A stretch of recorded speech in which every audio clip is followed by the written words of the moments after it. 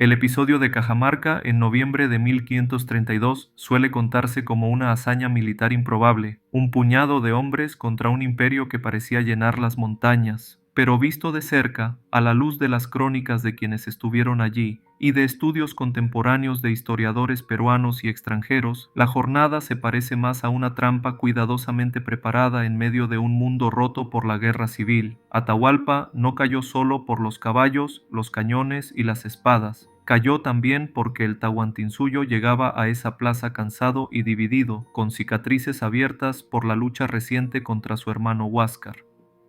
Antes de la emboscada hubo años de desgaste. El imperio que los conquistadores encontraron no era una máquina perfecta, sino un territorio enorme en proceso de recomposición violenta. La guerra entre Huáscar y Atahualpa había dejado ciudades saqueadas, templos profanados por orden de uno u otro bando, y curacas obligados a elegir entre la fidelidad ancestral al Cusco y el avance de los ejércitos del norte. Atahualpa, instalado en la región de Cajamarca tras sus victorias, gobernaba un espacio donde muchos obedecían por temor tanto como por convicción. En ese clima, la llegada de un grupo de extranjeros barbudos y armados, que traían noticias de otros contactos en la costa y de alianzas con enemigos del Inca, se convirtió en una oportunidad y un riesgo al mismo tiempo. Para algunos pueblos resentidos con la expansión incaica, esos forasteros podían servir como contrapeso. Para la élite quiteña que rodeaba a Atahualpa, podían ser piezas útiles en un tablero que creían controlar. Las crónicas permiten seguir paso a paso la llegada de los españoles a Cajamarca. Francisco de Jerez, secretario de Pizarro, cuenta cómo la ciudad estaba casi desierta cuando entraron en ella en la víspera del encuentro con el Inca. Pedro Pizarro, hermano menor de Francisco Pizarro, y Miguel de Estete confirman esa impresión.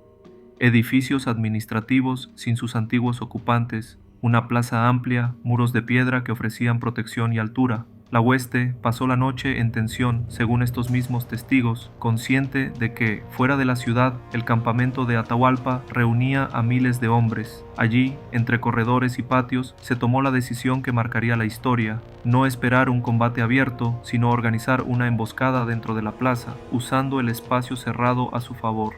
Estudios recientes han señalado que, en las discusiones de esa noche, pesó tanto el miedo al número inca como la confianza en la superioridad del acero, del caballo y de la pólvora.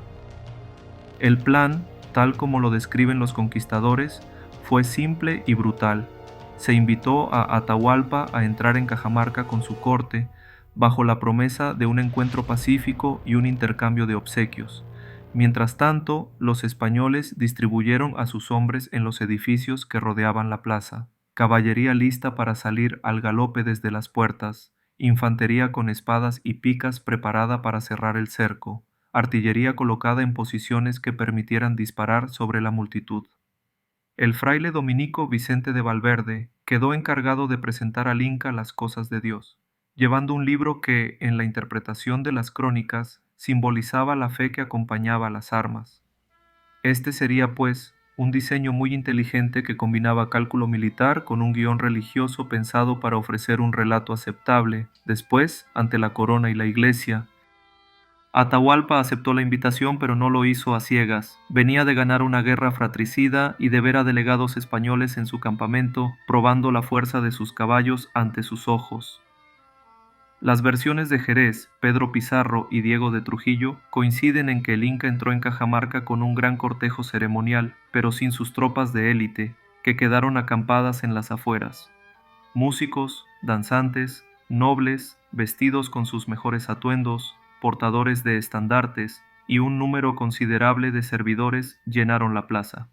En el centro, las andas imperiales levantaban al soberano por encima de la multitud, una figura rodeada de plumas, oro y telas finas.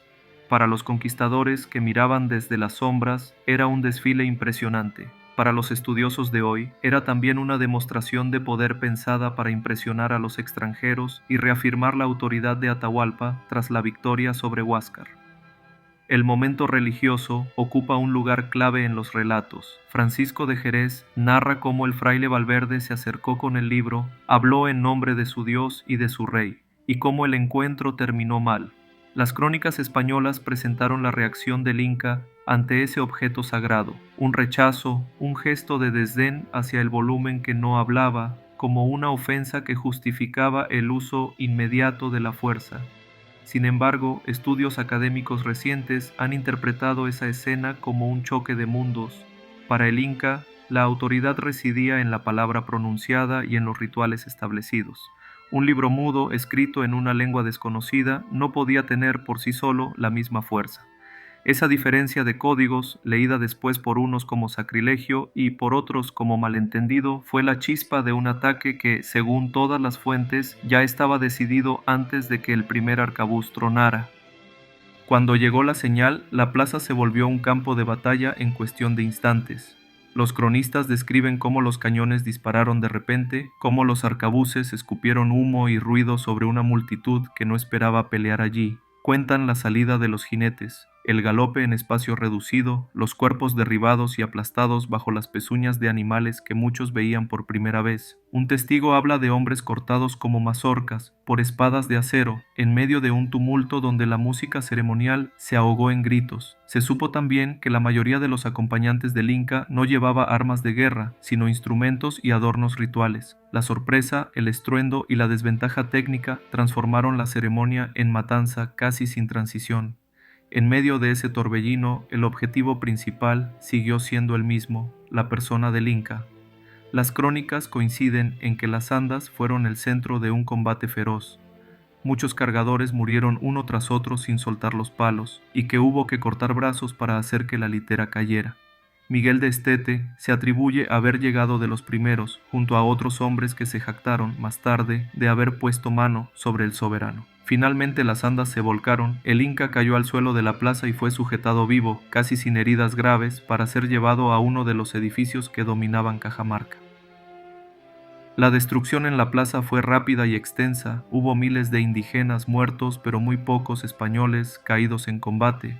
Las crónicas mencionan que, tras el ataque principal, jinetes salieron en persecución de los que huían hacia la llanura, ampliando la zona de la matanza. Luego vino un trabajo silencioso que pocas veces se describe con detalle.